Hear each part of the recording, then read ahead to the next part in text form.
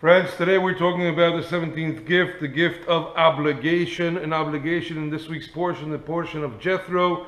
And in the portion we have the 10 commandments. Let's start with the famous Midrash. It says that when God took the people of Israel, they surrounded the Mount Sinai, and he put the mountain on top of them. He said, "Are you willing to accept the Torah? If you say no, I will drop the mountain on you, and with coercion you will accept my commandments."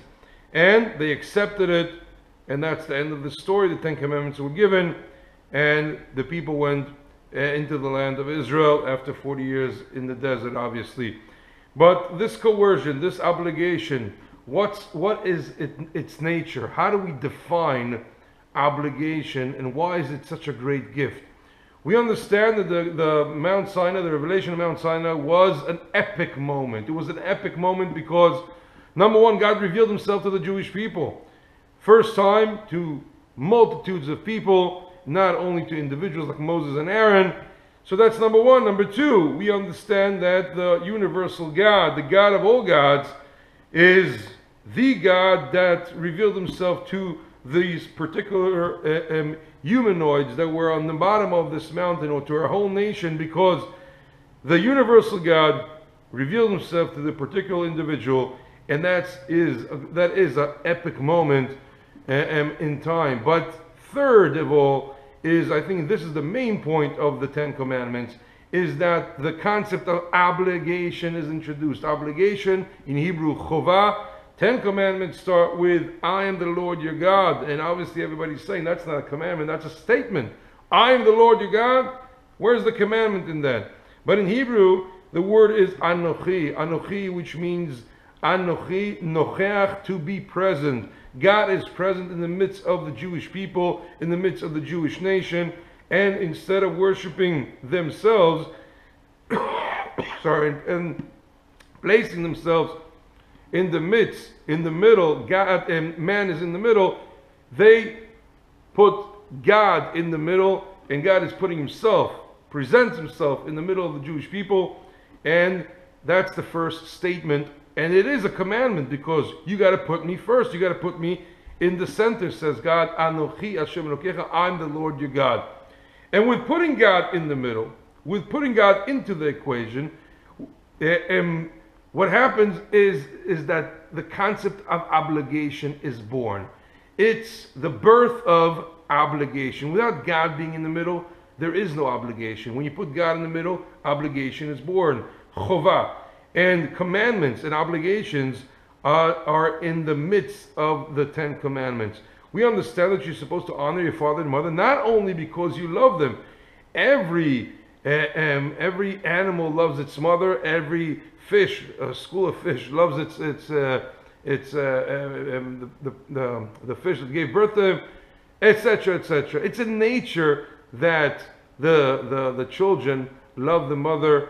And that's obvious. So why does God have to command, honor your father and mother? Well, that is exactly the point.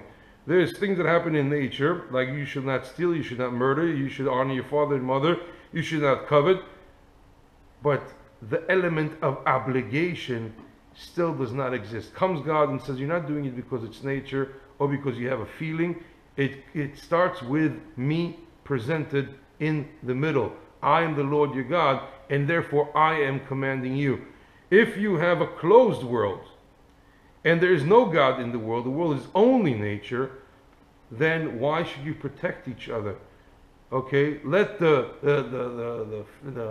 strong survive. How do you call it? Darwinism should reign. The survival of the fit. Simple.